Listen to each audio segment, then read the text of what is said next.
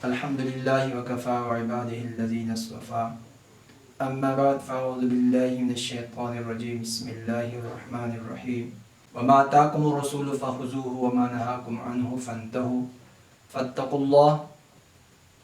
الله إن الله شديد العقاب قال النبي صلى الله عليه وسلم من أحيا سنتي فقد أحبني ومن أحبني كان معي في الجنة او كما قال النبي صلی اللہ علیہ وسلم اللهم صل على سيدنا محمد وعلى آل سيدنا محمد وبارك وسلم۔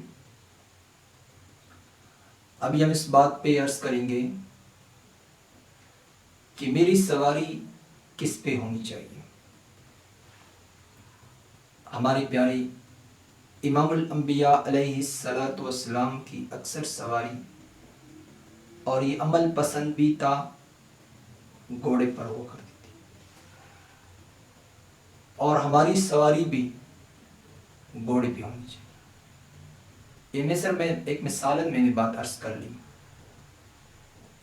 یعنی مقصود مراد یہ ہے ہماری اتباع سنت والی ہونی چاہیے، جس طرح کے گھوڑے پر امام الانبیاء علیہ السلام سواری کرتے کرتے نتیجہ کے اعتبار سے جنت اعلیٰ درجے تک پہنچ گئے، ہم بھی اتباع سنت پر چل چل کے ہماری نتیجہ بھی جنت ہیں، جنت الفردوس پہ ہوں گے۔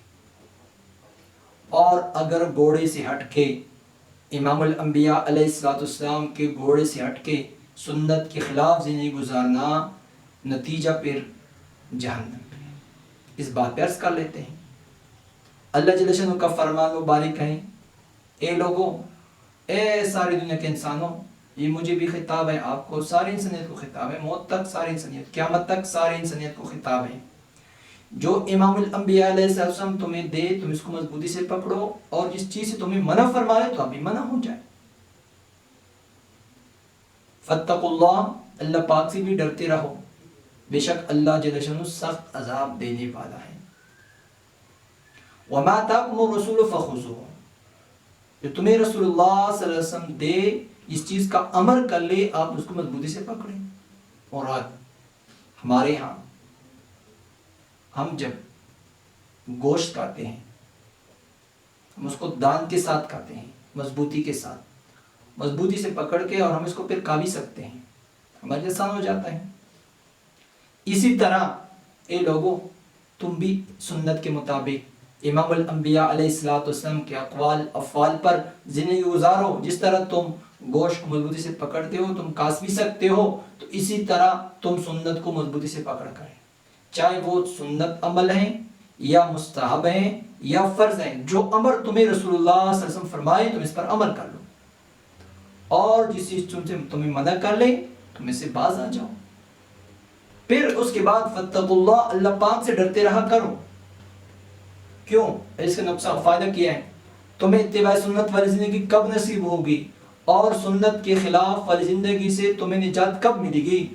جب تم اللہ پاک سے ڈرتے رہا کرو۔ اللہ جل سے ڈرنا تمہیں نجات ملے گی، اللہ پاک سے ڈرا کرو۔ تقوی بنیاد ہیں، اگر تم نہیں ڈرو گے، سنت کے خلاف زندگی گزارو گے، جس چیز سے رسول اللہ صلی اللہ علیہ وسلم نے منع فرمایا آپ اس سے منع نہیں ہوتے ہیں، اور جس چیز کے امام الانبیاء علیہ السلام تمہیں حکم فرمایا ہے آپ اس کو کرتے نہیں ہو، پھر سن لو، بے شک اللہ پاک بہت سخت عذاب دینے والے ہیں۔ ہمارے ہاں جو لوگ کاغذ پہ بات لکھتے ہیں، پھر وہ سٹمپی لگاتے ہیں، دستخط بھی کر لیتے ہیں، اور ہم یہ بات مانتے ہیں کہ واقعی صحیح بات ہے، اس نے جو لکھائی کی ہے، اس کا سٹیمپ بھی ہے، دستخط بھی ہے، ہم اس بات کو قبول کر لیتے ہیں۔ اللہ جل نے فرمایا ان اللہ شدید العقاب، اللہ جل بہت سخت عذاب دینے والا ہے، بے شک اس میں کوئی شک نہیں ہے۔ اللہ پاک نے ہمارے مطابق سٹیمپ بھی لگائے، دستخط بھی کیے ہیں کہ واقعی اللہ پاک، اس میں کوئی جھوٹ بھی نہیں ہے۔ تو ابھی آپ اپنے نفس کو سمجھائیں، نفس امارہ کو سمجھائیں، شیطان کو سمجھائیں کہ ابھی ہمیں کیا دلیل، آپ کے پاس کیا دلیل ہے؟ تو لہٰذا میرے بات کرنے کا مقصد عرض کرنے کا مقصد بھی یہی ہے، ہماری زندگی، میری زندگی بھی آپ کی زندگی کے مطابق، ہماری زندگی بھی سنت کے مطابق آ جائے۔ اللہ پاک کے احکامات امام الانبیاء علیہ السلام کی سنت کے مطابق ہو تو ہمیں نجات ملے گی. اور امام الانبیاء علیہ السلام نے فرمایا کہ میری سنت کو زندہ کیا من احیا سنتی فقد احبنی، اس نے میرے سے محبت بھی کر لی. امام الانبیاء علیہ السلام کی سنت کو زندہ کرنا محبت کی علامت ہے، صرف زبان سے کچھ نہیں ہوتا ہے. صحابہ کرام رضوان اجمعین میں 2 صفات موجود تھے، عمل بھی کرتے تھے اور محبت بھی کرتے تھے. ہمارے ہاں نہیں، ہمارے میں بعض لوگ صرف زبانی بات کرتے ہیں، ہم عاشق رسول ہیں، عمل سے کچھ نہیں ہوتا ہے. اور بعض لوگ عمل کرتے ہیں لیکن عشق کی بنا پر نہیں کرتے ہیں، تو اس کے بھی نقصانات ہیں. فائدہ یہ ہے کہ عشق بھی ہو، محبت بھی ہو. ابھی آج کے دور میں صرف ایک بات پہ آتا ہوں. ہمارے پیارے امام الانبیاء علیہ السلام نے جب فتح مکہ کیا، فتح مکہ کے موقع پر خطاب فرمایا. امام الانبیاء علیہ السلام کے سر مبارک پر کالی پگڑی بندھی ہوئی تھی. ایک بات.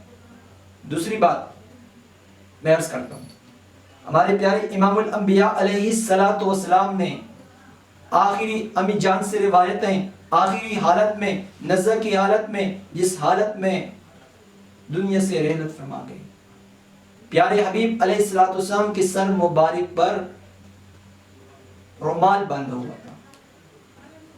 ان دونوں باتوں سے کو ملا کر خلاصہ یہ بات نکلتے ہیں، سارے سائے ستہ اس پر گواہ ہیں، سارے سائے ستہ اس پہ گواہ ہیں، بخاری شریف سے لے کر سارے کتاب اس پر گواہ ہیں.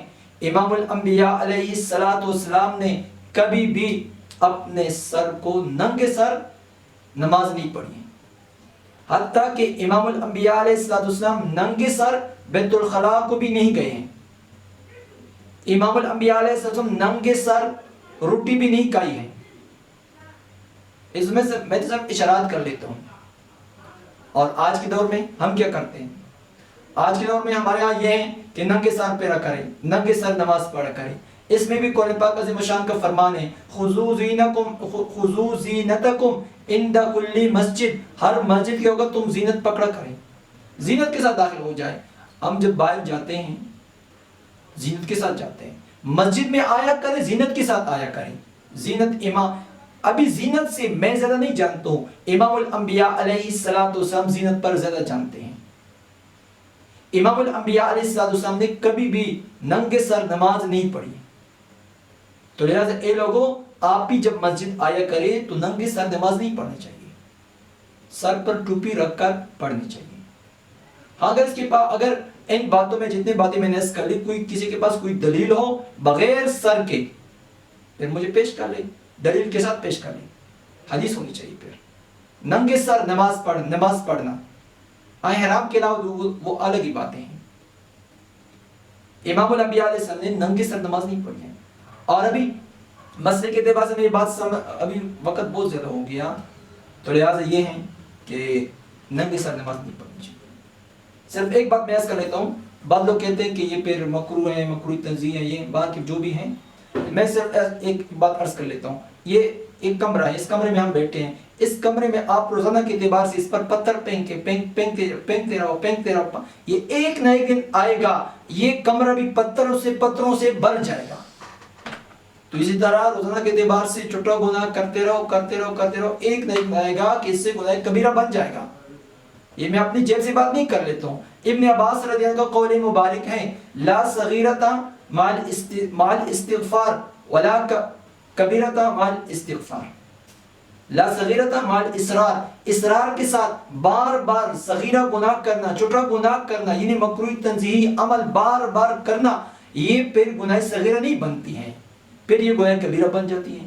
اور کبیرہ گناہ کبیرہ گناہ کرتے وقت استغفار کرتے رہو تو یہ کبیرہ گناہ پھر نہیں بنے گی. اللہ پاک سارے گناہ معاف فرماتے ہیں. صرف میں سورہ کاف کی ایک آیت عرض کر لیتا ہوں، قیامت کے دن ما لہذا الکتاب لا یغادر صغیرۃ ولا کبیرۃ الا احصاها، یہ کون سا عمل نامہ ہے، اس میں نہ چھوٹا گناہ بھی اس نے نہیں چھوڑا ہے، بڑا گناہ بھی نہیں چھوڑا ہے. اس سے بھی ثابت ہو گئی، ابن عباس کا قول دونوں کو ملا کر یہ بات ثابت ہوتی ہے، گناہ کبیرہ بھی ہے، صغیرہ بھی ہے. تو لہذا اللہ پاک ہم سب کو سارے گناہ سے نجات کی توفیق نصیب فرمائے. وآخر دعوانا الحمدللہ.